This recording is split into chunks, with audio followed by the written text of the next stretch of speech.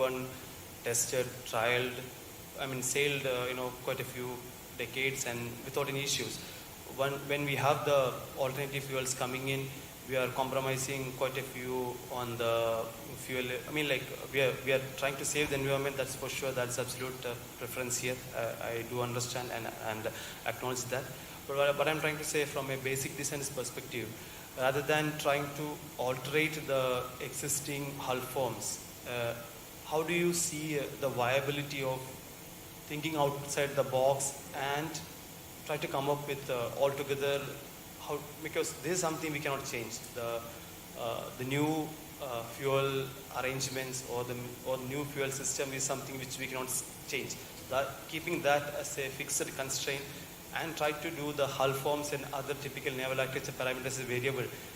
My question may be not as a practical term, but just since it is a forum and since you have been on this particular experiments with quite a few designs, my question is straight away that from a basic design perspective, how do you think the viability of having a novel concepts and innovative designs imposed? For example, you can see in the Scandinavian side, ferries and the solar-powered vessels, out of sight, it is not a traditional ships or yacht. They are completely different hull forms. So how do you take these concepts into bulk carriers and tankers and general cargo vessels? The big tonnage vessels. Do you think it is viable, or do you think maybe in the coming decades it is happening? What's your view on it? Thank you, Hasib. It's a very interesting question. In fact, for the cargo vessels, at the present whatever view that we have, each vessel sizes, vessel groups are fixed with, it's not just the ship, but the port, how it operates. For example, a handy-size segment of vessels, they go to certain port with certain limitations, and the cargo handling infrastructure is designed for that. So there are a lot of external factors which are also developed around the vessel sizes and vessel types. But that really doesn't, your question is still valid, and I really don't have a direct answer whether an out-of-the-box solution will be okay or not. I really don't know what is that out-of-the-box solution to comment on that. But when we think about floating structures, the ships, whatever shape that the ship has reached, it reached that shape because of a lot of development which happened during hundreds of years. And we definitely know that whatever is the size and the weight that is distributed, we are going to have certain loads to which we should design the vessels, certain motion which we should manage. But probably with increase in automation and with these new technologies coming in, I really cannot think of a shape like sitting here, what could be better for, let's say, carrying ammonia as a fuel. You can, of course, you can have it in your hull, you can have it as a tank outside the hull or something like that. But other than that, let's say, putting a trimaran for a cargo vessel and probably splitting the fuel from the hull, I don't know whether that will work or not. But definitely, I think the time will tell this.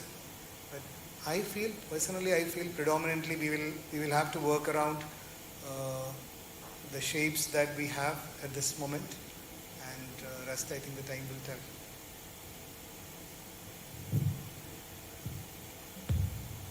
Yes, thank you. Thank you. Maybe I feel like maybe towards the 2030s, hardly, let's say, seven odd years far away.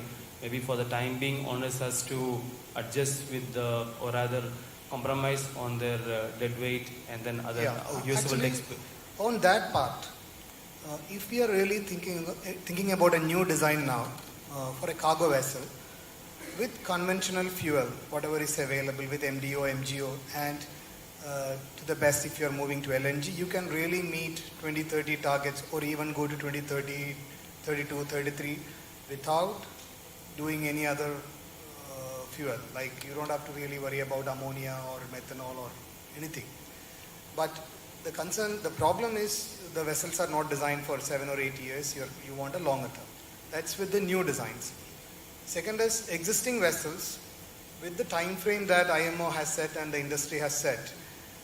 I feel other than reducing the power or limiting the power EPL or shaft power limitation, other solutions are really too difficult to implement within this time frame. And the gain that you can get, for example, let's say we work on an energy saving device on a propulsion system, a propeller, say pre-swirls or post propeller. Whatever gain that you can get out of it for a let's say 2010 vessel, pre-EEDI vessel, 2013 vessel, you may get say 4% or 4.5% or something if you do your best with the CFD tools that you have. And you're talking about about 1% improvement or maybe around 1% improvement in your EEXI value, which is quite negligible because you may be looking at a 30% reduction in EEXI to meet the phase, whichever phase that you have to reach. So we have, whatever projects that we have involved, we are seeing that at this moment with the timeline, probably EPL will the engine power limitation or shaft power limitation will be the predominant solution, unless a profile really demands that he should keep the speed and he is ready to spend whatever money that is involved to do that. Absolutely, that's the key. Like, it's all how owner's perspective on it. If he understands situation and he want to keep things moving, maybe I totally agree with you. It should be maybe only time will tell how. Yeah, but maybe intermediate biofuels, some LNG.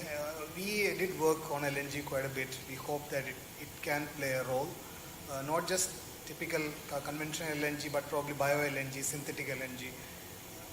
I personally feel it still have a role to play in the market even till 2050. Absolutely. Thank you. Yeah. Thanks for the answers. Thank you.